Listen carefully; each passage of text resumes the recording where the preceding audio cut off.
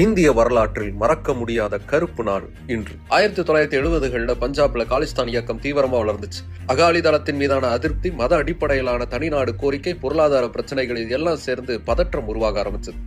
Journal Singh பிந்திரன்வாலை தலைமையில பல பேர் ஆயுதங்களை ஏந்தி அரசுக்கு எதிராக போராட ஆரம்பிச்சாங்க. சீக்கியர்களின் புனித பொற்கோயிலுக்குள்ள தஞ்சம் புகுந்து ஆயுதங்களை சேகரிச்சு வச்சாங்க.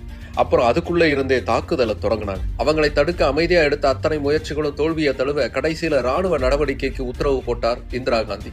1984 ஜூன் 1 முதல் 8 வரை ஆபரேஷன் ப்ளூ ஸ்டார்ங்கிற பெயர்ல நடந்த இந்த நடவடிக்கையில அங்க ஒளிஞ்சிருந்த காலிஸ்தான் தீவிரவாதிகள் மொத்தமா காலி செய்யப்பட்டாங்க.